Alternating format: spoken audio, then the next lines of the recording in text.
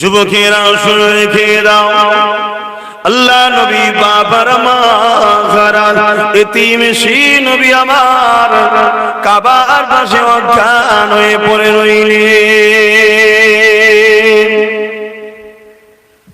কে নবী যিনি সারা জীবনটা তোমার আমার জন্য কেঁদেছে?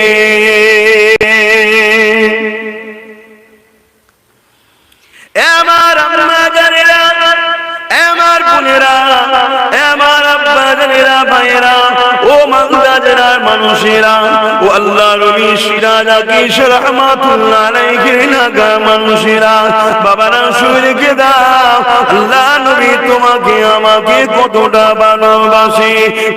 একদিন আল্লাহ পাক আমার নবী পাককে জানিয়ে দিলেন, হাবিব আপনাকে দুটো অফার দেব, তার মধ্যে যে কোনো একটা আপনি নিয়ে নেন।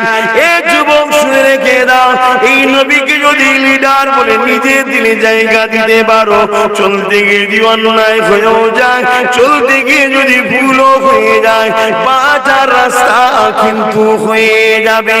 আল্লাহ নবী ওই সময় জানিয়ে দিলে, আমার হাবিব দুটো অফার দেব, একটা হলো প্যাকেজ আর একটা হলো শাফাত। তুমি বলো হাবিব, 1 কোটি, 2 কোটি, 50 কোটি, 100 কোটি, 200 কোটি, এইভাবে একটা প্যাকেজ বলো, এতগুলো উম্মত উম্মতি তোমার নাজাত দেব।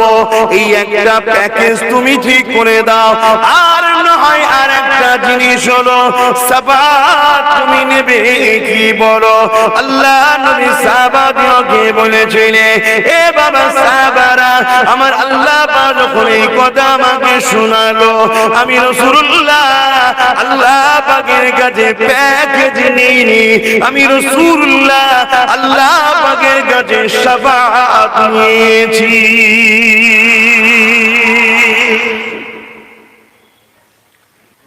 আমি বোঝাতে পারছি? আমার ভাইগুলো বুঝছো তো? কেন এখন তোমাদের পালা আর আমাদের পালা। আমার আব্বাগুলো আমার আব্বাদের কাছে এসেছিলেন, আল্লাহ করে সব বুঝিয়েছে, এখন তোমার আর আমাদের পালা। ভাই সব সরান, ডিস্টার্ব করেন না। সাহাবা হুজুররা জিজ্ঞেস করছেন, শোনো যুবকরা, সাহাবা হুজুররা জিজ্ঞেস করছেন যে হুজুর আপনি প্যাকেজ নিলেন না কেন? আপনি কি প্যাকেজ নিতেন 100 কোটি 200 কোটি, এটা প্যাকেজ বলতেন, ততগুলো উম্মতকে নাজাত করে দিত আল্লাহ, তাহলে আমরাও তার মধ্যে পড়ে যেতাম। আপনি শাফাআত দিলেন কেন? কুরবান যাক সেই নবীর কদমে আব্বাস সিদ্দিকীর বাপ মা জানমাল, আব্বাস সিদ্দিকীরও জানমাল, আর আমার নসলে যত খানদানে ছেলে আসবে সবার জানমাল মুস্তাফা জানের রহমতের কদমে কুরবান হয়ে যাক। তোমরা কি করবে দেখো, জানমাল রাসূলের কদমে কুরবান করবে না? বাবেরা, নওজওয়ানেরা, মা বোনেরা শুনে রেখে দেন, আল্লাহ নবী সাহাবাদেরকে কি বলেছিলেন, এ বাবা সাহাবারা, আমি রাসূলুল্লাহ ধরুন প্যাকেজ নিয়ে নিলাম, 100 কোটি কি 200 কোটি, 300 কোটি কি 500 কোটি কি 1000 কোটি, যখন আমার প্যাকেজের কোটাটা পূরণ হয়ে যাবে, আমি রাসূলুল্লাহ দরবারে আমার যদি একটা উম্মত ছুটে এসে, আমার যদি একটা উম্মতি ছুটে এসে চোখের পানি ফেলে বলে, ইয়া রাসূলুল্লাহ হাবিবাল্লাহ, এই কঠিন জাহান্নাম থেকে আপনি আমাকে বাঁচান, আপনি আমার জন্য শাফাআত করেন, আপনি আমার জন্য সুপারিশ করেন, আপনি আমার জন্য কিছু করেন, বাবা সাহাবারা, আমি যদি প্যাকেজ নিয়ে থাকি, কোটা পূরণ হয়ে গেলে আর কিছু করার থাকবে না, এই জন্য আমি শাফাআত নিলাম। আমি নবী যতক্ষণ শাফাআত করব, আমার আল্লাহ পাক ততক্ষণ আমার উম্মত উম্মতিদেরকে জান্নাতি বানাবে। আরো জোরে বলুন সুবহান। কত ভালোবাসে বুঝছেন? সেই নবী পাক আমার, আমাকে তোমাকে আল্লাহ পাক চিনাতে গিয়ে কাবার পাশে অজ্ঞানে পড়ে আছে, তামিল গোত্রের মানুষের আমার নবীকে তোলেন। আবু বকর সিদ্দিককে তুলে মায়ের কাছে ঘরে পাঠিয়ে দিয়েছে। মায়ের কোলে অজ্ঞান হয়ে পড়ে আছে।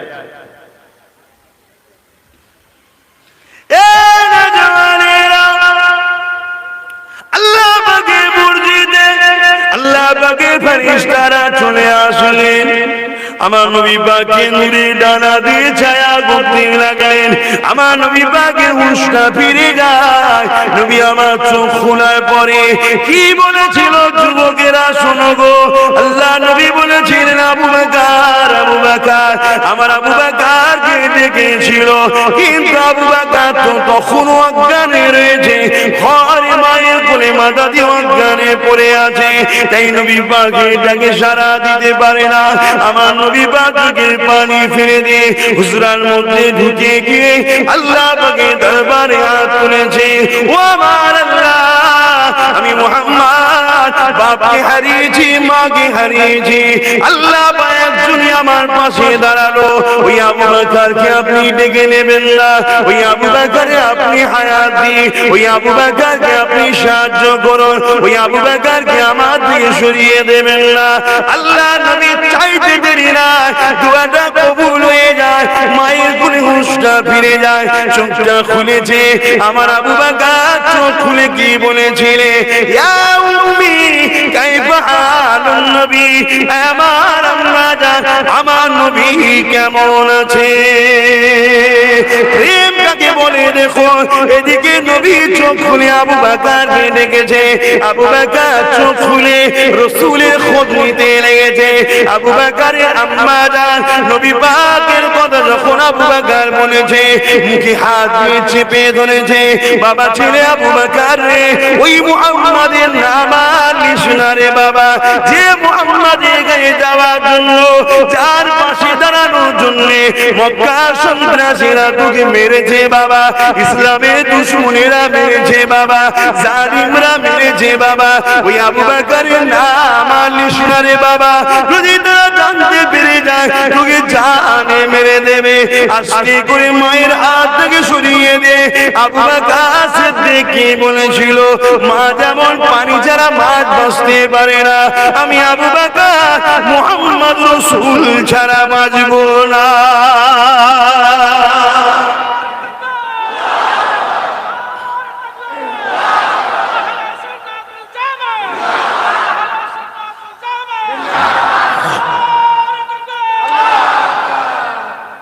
আমার খুন গোলামি করেছে নবীর, আমার খুন নবীর জন্য দিয়েছে। সেই খুনের ঘরের ছেলেকে নিয়ে এসেছেন। আমরা নবীরই কথা বলবো, শুনবেন তো? কারা কারা 1 ঘন্টা শুনে চলে যাবেন? একটু হাত তুলুন। 1 ঘন্টা পরে চলে যাবেন যারা, তারা হাত তুলবেন। কারা কারা 4টে পর্যন্ত থাকবেন? হাত তুলুন। 8 ঘন্টা আগে চলে যাবেন, 4:30 পর্যন্ত হবার পর। কারা কারা শেষ পর্যন্ত এই গোলাম, রাসূলের গোলাম এবং মুসাফির হালে দোয়া নিয়ে যাবেন? কারা কারা দোয়া? মারহাবা, হে আল্লাহ আপনাবান। এরা মূল্যবান সময়কে আপনার হাবিবের কথা শোনার জন্য, আপনার দোস্তর প্রেমে বসেছে। খোদা এদেরকে তুমি কিয়ামতের দিন জান্নাতে হিসাবের পরে আপনার দোস্তর সামনে বসার তৌফিক দাও। বলুন আমিন। আল্লাহ কত ভালোবাসে আমার রাসূলকে, সেই নবী আবার আমাদেরকে কত ভালোবাসে। আল্লাহ বলল, এ মুসা আলাইহিস সালাম, আমি তোমায় দুনিয়ায় পাঠাবো। ফেরাউন তোমাকে পরীক্ষা করা, অনেক বড় কথা, পরীক্ষা করার জন্য আগুন দেবে, ওই আগুন খাইয়ে তোমায় পুতলা বানিয়ে দেবো। মুসা আলাইহিস সালাম বললেন, আল্লাহ আপনি যত রাজি আমি তত রাজি। হে আদম, গন্ধম ফল খাবে, তার মাধ্যম দিয়ে তুমি দুনিয়ায় চলে যাবে। আদম আলাইহিস সালাম বললেন, আল্লাহ আপনি যাতে রাজি আমি তাতে রাজি। এই নবী ঈসা, দুনিয়ায় তুমি যাবে, তোমার কোনো আব্বাজান থাকবে না, কোন পুরুষ তোমার মাকে স্পর্শ করবে না। আমার কুদরতি ক্ষমতায় আমি দেখাবো যে বিনা পুরুষও আমি তৈরি করতে পারি। পারে না? পারে না? বাপ আদমকে কোনো পুরুষ লেগেছিল? এখানে তবু তো মা আছে, ওখানে মাও নেই, বাপও নেই। আমি পারি, দেখাবো, কিন্তু দুনিয়ার লোক তোমার মাকে ছোট বড় কথা বলবে, আর তুমি একদিনের বাচ্চা, তোমার জবান আমি খুলিয়ে দেবো, তুমি সাক্ষী দেবে। একদিনের বাচ্চা কথা বলতে পারে? আল্লাহ বলালে বলতে পারে। ঈসা আলাইহিস সালাম বলেছিলেন, জোরে বলুন সুবহানাল্লাহ, ঈসা তুমি কিসে রাজি বলো? ঈসা নবী বলেছিলেন, আল্লাহ আপনি যাতে রাজি। সমস্ত নবীরা ধরেছে, আল্লাহ আপনি আমাদের মালিক, আপনি কিসে রাজি? আমার আল্লাহ বলছে, যাদের জন্য তোকে বানিয়েছে আমার মুহাম্মদ যাতে রাজি, আমি তাতে রাজি। জোরে বলুন সুবহানাল্লাহ। আচ্ছা, এতে কি আমার আল্লাহর শান ছোট হলো? এটা প্রেম। এটা কি প্রেম? বাপ বলে আমার ছেলে যা করবে তাই, আমার ছেলের খুশি আমার খুশি, বলে না? বলে না? ছেলে কি বাপের উপরে হয়ে যায়? এটা বুঝাবার। সেই নবী অজ্ঞানে পড়ে আছে কাবার পাশে, আবু বকর সিদ্দিক জবান খুলে মাকে বলছে যে আমি মুহাম্মদ রাসূল ছাড়া বাঁচতে পারবো না। মা জিজ্ঞেস করছে, বাবা তোর মুহাম্মাদের মধ্যে কি আছে? বলছে, মা ভাষাই বলতে পারবো না, তবে এতটুকু বলি, পৃথিবীর যত উত্তম সুন্দর কাজ আছে সবকিছুর মূল শুরু মুহাম্মদ রাসূল থেকে হয়েছে। জোরে বলুন সুবহানাল্লাহ। এসেছে শেষে, কিন্তু সৃষ্টি আগে। এটা মানেন তো? এটার বিষয়ে একটা বুঝাবার জন্য, এটা শিক্ষা দিবার জন্য একটা কথা বলছি। আমাদের দেশে দেখবেন ঈদের চাঁদ মসজিদ থেকে ঘোষণা দেওয়া হয়। একজন এসে হঠাৎ করে বলল, ইমাম সাহেব মসজিদে ঘোষণা দেন। কি ঘোষণা? না চাঁদ উঠেছে। ইমাম সাহেব কি বলে, আরে তুমি দেখেছো? না শুনলাম। ইমাম সাহেব কিন্তু ঘোষণা দিবার আগে একটু দাঁড়ায়, দেখি আর কি বলে। আবার একজন এসছে, এই ইমাম সাহেব ঘোষণা দেন, চাঁদ উঠেছে, তুমি দেখেছো? না আমি শুনেছি। ইমাম সাহেব তখনও যেন মনে করে একটু দেখি, যদি কেউ দেখাওয়ালা একটা হয়, শোনাওয়ালা একজন। এমন সময় একজন এসে বলল, ইমাম সাহেব ঘোষণা দিন, আমি দেখেছি। আর ইমাম অপেক্ষা করবে? আদম নবী, ইব্রাহিম নবী, দাউদ নবী, ইসহাক নবী, সব নবী বলেছে আল্লাহ আছে। দেখেছেন? না শুনেছি। মুহাম্মদ রাসূল এসে বলছেন, আল্লাহ দেখেছি। জোরে বলুন সুবহানাল্লাহ। এখন বলুন তো, দেখাওয়ালার পরে শোনাওয়ালার দাম থাকে? তা যদি এখন কেউ এসে বলে আল্লাহ আছে, আমরা বলবো দেখেছেন না শুনেছি, তখন কি বলবে দুনিয়া? যে দেখাওয়ালা যখন এসে গেছে, শোনাওয়ালার আর কি দাম রইল? আপনি শোনাওয়ালার সময় আসতে হয়, মুহাম্মদ রাসূল এসে গেলে আগে বাকি নবীদের আর গুরুত্ব থাকতো না আল্লাহর প্রচারে। কথা বুঝছেন না? বোঝেন না? দ্বিতীয়, আমার নবীর প্রচার করতেই তো সব নবীরা এসেছিলেন। যা আসছে কেউ আসতে তৈরি হয়। আমাদের দেশে সচরাচর কোন বড় ভিআইপি লোক আসার আগে মাঠ পরীক্ষা হয়, এলাকা পরিদর্শন হয়, মাইকিং হয়, আসছে আসছে, সবাই অপেক্ষা থেকে আসছে আসছে, তাই তো নাকি? তারপরে আসে দোনো জাহানের শাহিনশাহ যাকে আল্লাহ করেছে, তিনি আসবেন। তার আগে 1 লক্ষ মতান্তর 2,24,000 নবী রাসূল এসে বলেছে আসছে আসছে আসছে। কে আসছে? আল্লাহর বন্ধু আসছে। জোরে বলুন সুবহানাল্লাহ। হায় রে কপাল, আমরা সেই দোস্তকে পেয়েছি যার জন্য আমরা আল্লাহকে কিছু দিইনি যে আল্লাহ স্পেশাল কোটায় কিছু রাখো, আমাকে নবীর উম্মত করো। দিয়েছেন নাকি? তিনি ভালোবেসে বানিয়েছে।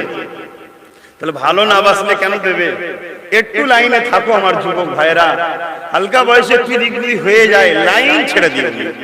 তোমার লাইন হলো মুহাম্মদ রাসূলের লাইন, ঠিক না বেটি? এটা মাথায় রেখে দিও। হযরত আবু বকর সিদ্দিক সময় মাকে বললেন, মা আল্লাহ নবী বিষয় কি আপনাকে বলবো? পৃথিবীর সমস্ত উত্তম কাজ তিনার থেকে শুরু।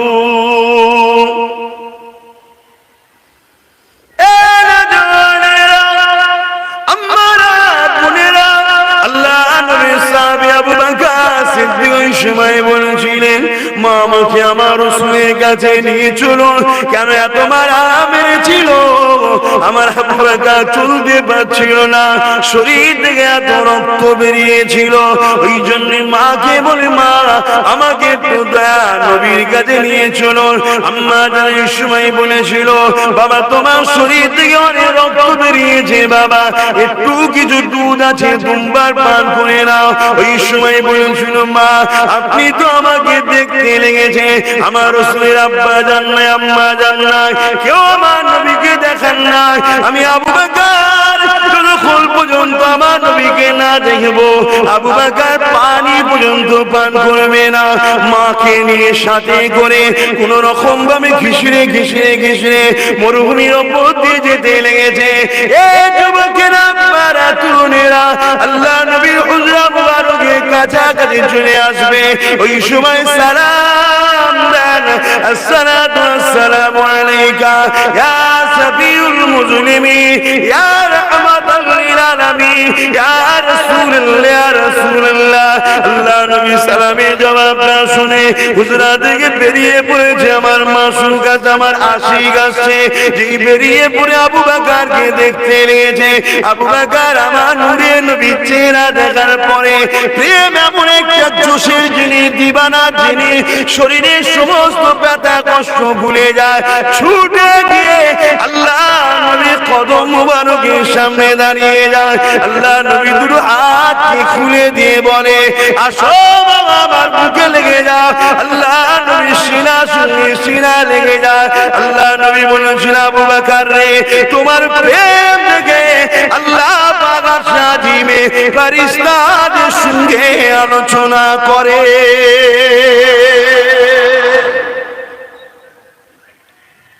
আমার ভাইরা, প্রেম করুন সেই রাসূলকে, ভালোবাসুন। নামাজ, রোজা, হজ, যাকাত, দান, খায়রাত এগুলো আমাদের জন্য অবশ্যই জরুরি, কিন্তু এইগুলো থাকার পরও ৭২টা দল কিন্তু জাহান্নামে চলে যাবে, কিন্তু রাসূলের প্রেমিক একটাও জাহান্নামে যাবে না। জোরে বলুন সুবহানাল্লাহ। তার শেষটা হবে কলেমা পড়ে। আল্লাহ ঠিক ব্যবস্থা করে। একদিন নবী পাক মদিনার নববী শরীফে বসে আছে, অসুবিধা হচ্ছে না তো ভাই? কেন আমি বলতে রাজি আছি। আমি সকালে বাইর হয়েছি ৬টার সময়, ফজরের নামাজ পড়ে আল্লাহ পাকের নাম নিয়ে ৬টায় বাইর হয়েছি।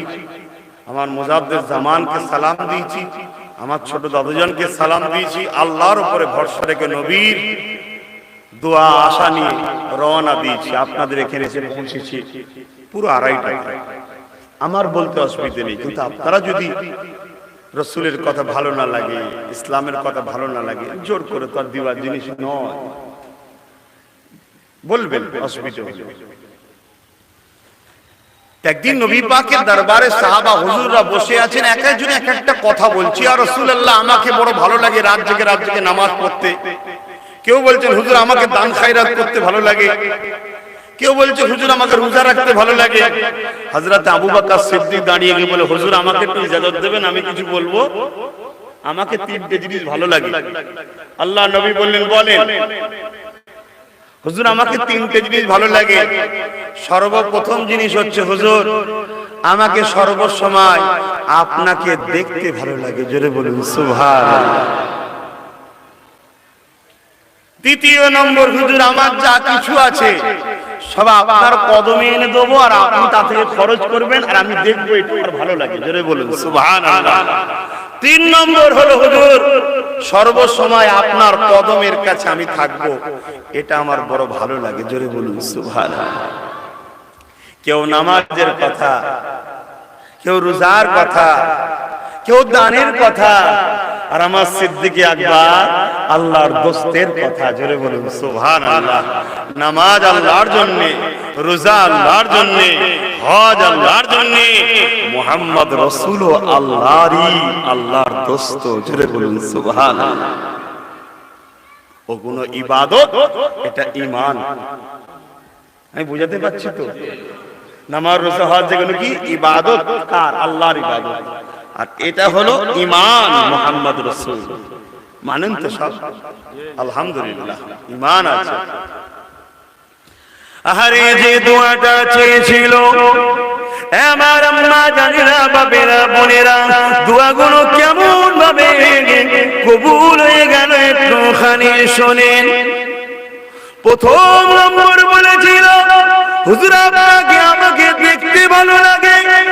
আমার আল্লাহ তিনি কি সুন্দর একটা ব্যবস্থা করে দিল আবু বকরের জন্য। এ আবু বকর, আমার মাহবুবকে তোকে দেখতে ভালো লাগে, আমার সৃষ্টিকে দেখতে তোকে ভালো লাগে। ইন্নাকা লাআলা খুলুকিন আযীম, সবথেকে উত্তম চরিত্রওয়ালা আমার সৃষ্টির মধ্যে মুহাম্মদ রাসূলকে দেখতে বড় ভালো লাগে। এ আবু বকর, তোর এই বাসনাটা আমি আল্লাহ এমন ভাবে কবুল করে নেব, দেখ কি হয়। এ যুবকেরা শুনে রেখে দাও, আমার নবী পাককে মারার জন্য মক্কায় তৎকালীন সন্ত্রাসীরা উঠে পড়ে লেগেছিল। আপনারা সবাই জানেন আবু জেহেল উতবা সাইবার নেতৃত্বে আমার নবী পাককে জানে মারতে চেয়েছিল। আল্লাহ নবী কি বলেছিল, হুজুরা মুবারক থেকে নবী আমার রাত্রে রওনা দেবে, তার আগে নবী আমার আবু বকরকে বলেছিল, এ আবু বকর আমি খিদমত করব, তুমি আমার সাথী হবে। এখানে আর একটা কথা বলে দিয়ে যায়, এ যুবকেরা, যার কথা হলো হযরত আলী রাদিয়াল্লাহু তাআলা। আরে কুরবান যান হযরত আলীর কদমেতে আব্বাস সিদ্দিকের জানমাল, আব্বাস সিদ্দিকের বাপ মা জানমাল।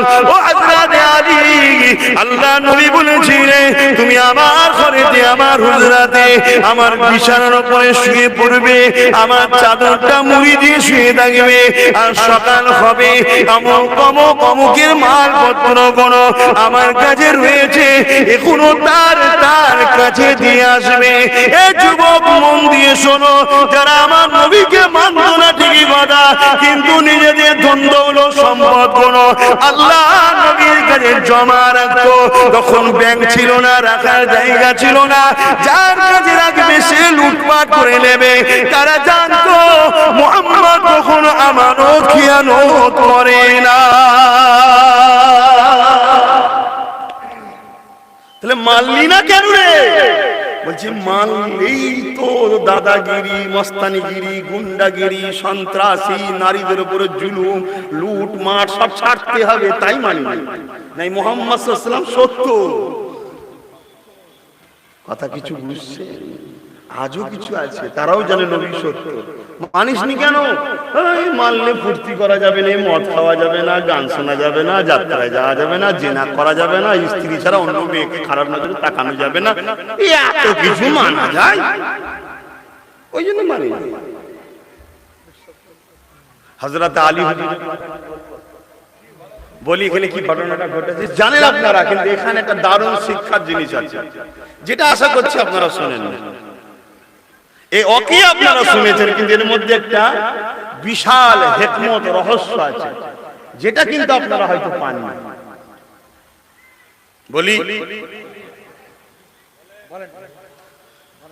আল্লাহর নবী কি বললেন, আলী তুমি আমার বিছানায় শোবে।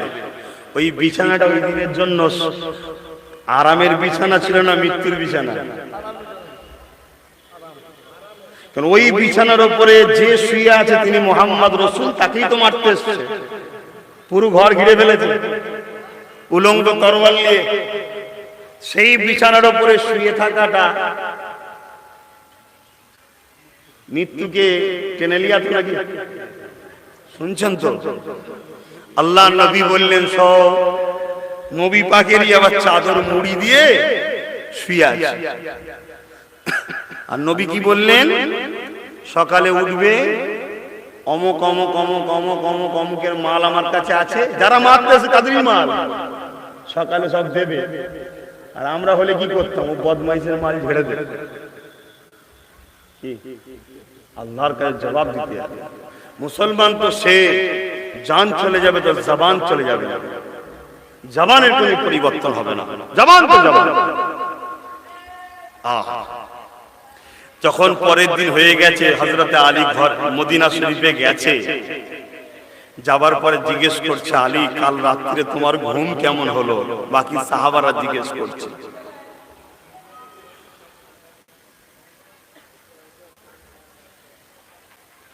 কালকে তোমার ঘুমটা কেমন হলো? বাকি সাহাবারা জিজ্ঞেস করছে।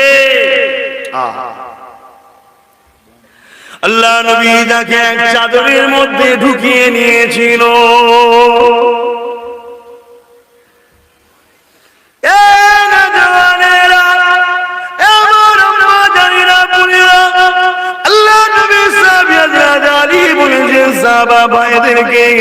কেন, কি জন্য আপনি বলেন না? ওই বিছানায় যে শুয়ে থাকে তিনি তো আমাদের নবী, ওই চাদরটা যিনি ব্যবহার করে তিনি তো আমাদের নবী। আর মক্কা তৎকালীন সন্ত্রাসীরা তারা আমার নবীকে তো শহীদ করে দিতে এসেছিল। এ আলী রে, তোমার কি মনে পড়ে না? দরজাটা খুলে যদি তোমায় মুড়ি দিয়া থেকে কোপটা মেরে দিত, তুমি তো মারা যেতে, শহীদ হয়ে যেতে।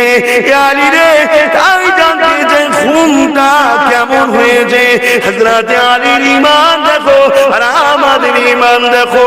হযরত আলী কি বলেছিলেন? আমার সাহাবা ভাইরা, আমার নবী যখন আমার থেকে বিদায় নেয়, আল্লাহ নবী আমাকে কি বলেছিল তোমরা জানো? না জানি না। আল্লাহ নবী বলেছিলেন, আলী রে, সকালে উঠবে। কি বলেছিল? সকালে উঠবে। আহা, সকালে একটু বলুন না। আহা, এ নবী সাহাবারা, আলী এতটুকু জেনে নিয়েছে, কুল্লু নাফসিন যায়িকাতুল মউত, প্রতিটা নাফসের অবশ্যই মৃত্যু হবে। আলীর মৃত্যু অন্যদিন আছে, হবে। কিন্তু এতটুকু আলী জেনে গেছে, আল্লাহ নবী যখন বলেছে সকালে উঠবে, এটা আলী নিশ্চিন্ত হয়ে গেছে, আজকে দিনে আমার মৃত্যু না।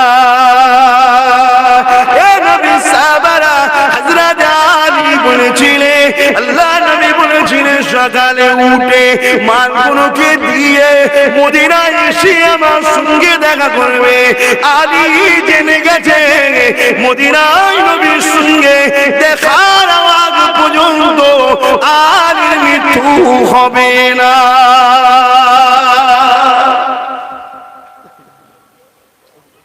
কি মান! আর আমার দয়াল নবী আমাদেরকে বলছে যে তোমরা খবরদার ইসলামের দুশমনদের সঙ্গে বন্ধু করো না। আর আমাদের যত বন্ধু, যত আপন, যত দরদি, ওরাই তো। আমার রাসূলের কথা আমাদের পছন্দ। আল্লাহ নবী ১৫০০ বছর আগে বলে গেলেন, আখিরি জামানায় আমার উম্মতেরা খুব মার খাবে। সাহাবারা জিজ্ঞেস করলেন, হুজুর সংখ্যা কি কম হবে? নবী বললেন, না, অনেক হবে, লোভে পড়ে যাবে। আজকে আমরা দেখুন লোভে পড়ে গেলাম।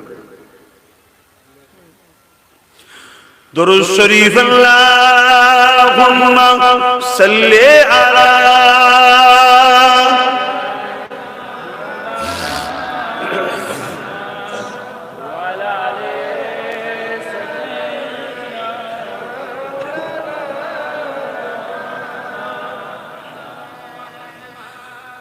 দেখি নাই তোমারে কোনদিন, তবু আছো হৃদয়ে অমলিন।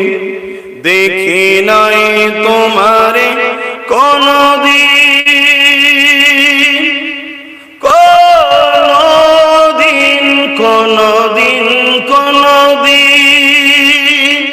হে নবী, নবীজি আমার, তুমি আছো হৃদয়ের গভীরে, তুমি আছো হৃদয়ের গভীরে। ভুলবো তোমায় বলো কি করে? কোরআনের পথ যত চিনেছি, হে নবী তোমায় তত চিনেছি। কোরআনের পথ যত খুঁজেছি, নবী তোমায় তত চিনেছে, কোরআনে জানিয়েছে আমার ওয়ারাফা'না লাকা যিকরাক, হে নবী নবীজি আমার তুমি চুরি হৃদয়ের গভীরে। আল্লাহুম্মা সাল্লি আলা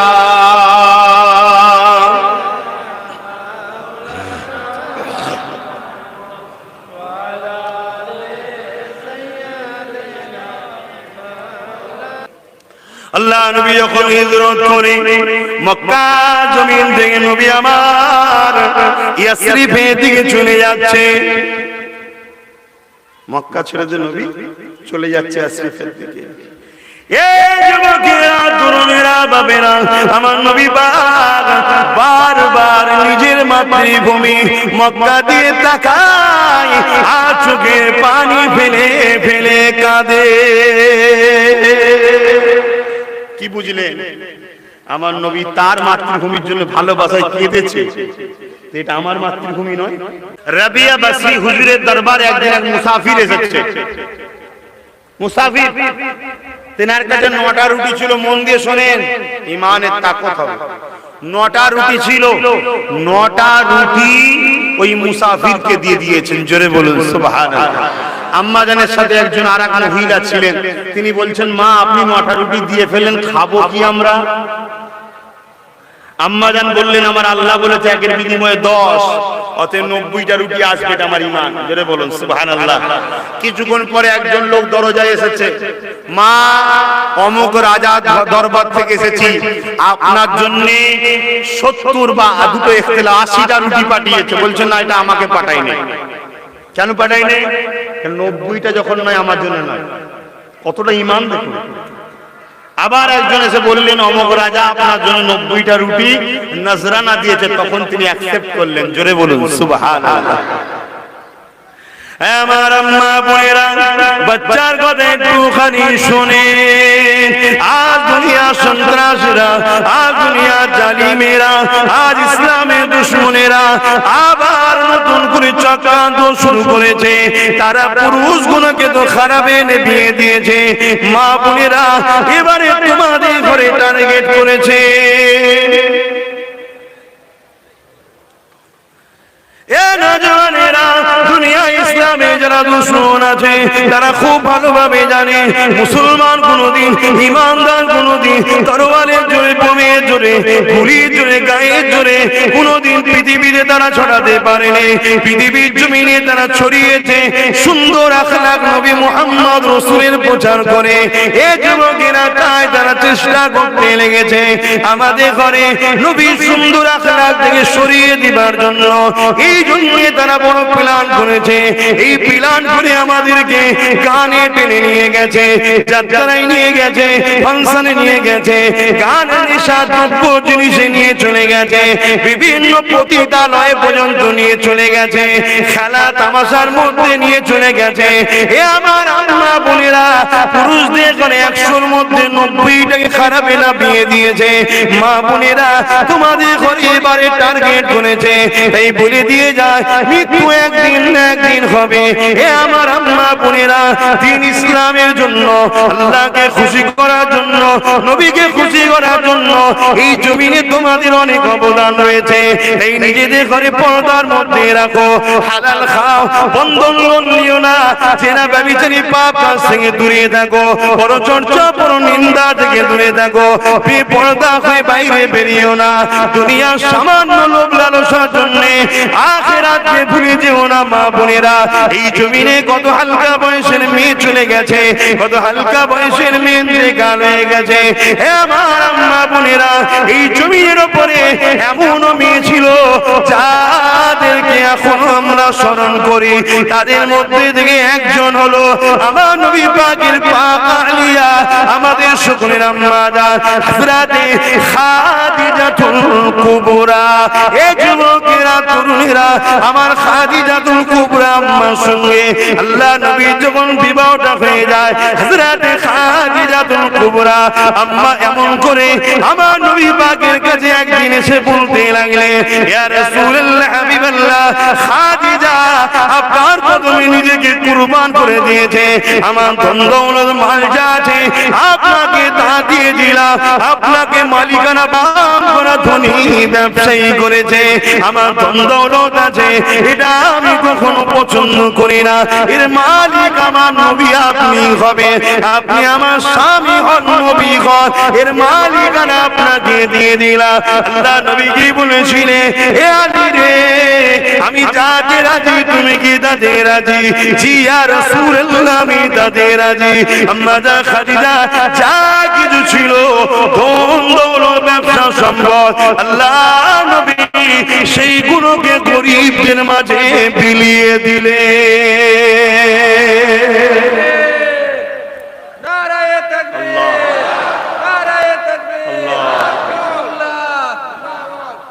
আজকে ভাবুন, সব দিলে যারা জান্নাতের সার্টিফিকেট আগে থেকে পেয়ে আছে, আমাদের তো কিছু কিছু দান করতে হবে।